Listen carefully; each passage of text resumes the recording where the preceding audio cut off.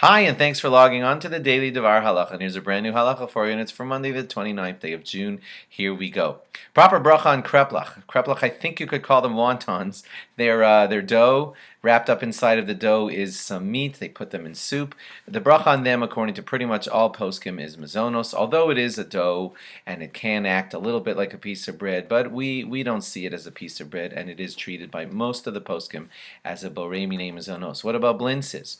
If your blintzes were actually thick, then they could be in the category of needing a hamotzi on the dough of the blintz, but most of the blintzes that you and I are eating today, according to the poskim of today, are considered a thin dough, and therefore it is not acting like bread at all, and borei minei mazonos is the appropriate bracha on blintzes. Even if you were kovei suda, you had enough to be considered a full meal, it would still be the bracha of borei minei mazonos.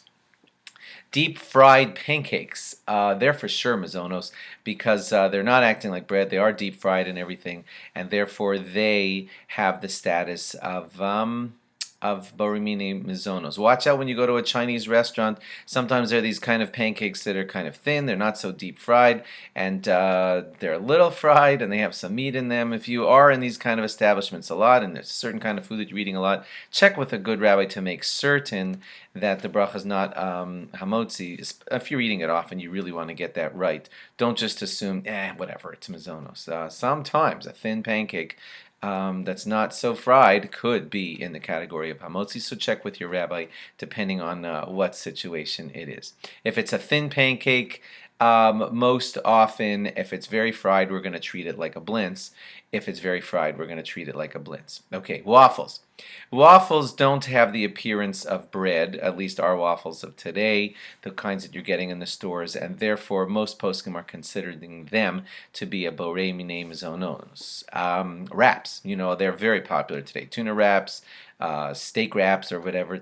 The dough that is used in the wraps of today that wrap around our tuna or our whatever kind of wrap it is, most of the poskim are calling them hamotzi, so please make a hamotzi on your wrap.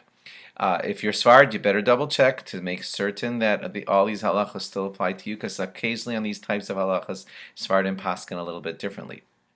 And lastly, a mazonos roll. Oh boy, that's a good one that a lot of rabbis argue about. You see them sometimes on the airplane. It looks exactly like a roll, but they've put some apple juice or something like that in the recipe for it, and therefore they're calling it like cake-like, and they say, oh yeah, I don't have to get up or wash, and make a mazonos on it.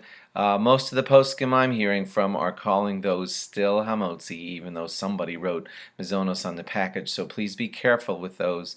Most rabbis of today are still calling mazonos rolls needing a hamotzi on them because they're being used exactly like bread. If you're Sfard, check that with your rabbi too. Thanks for logging on, and log on again tomorrow for more. Bye-bye.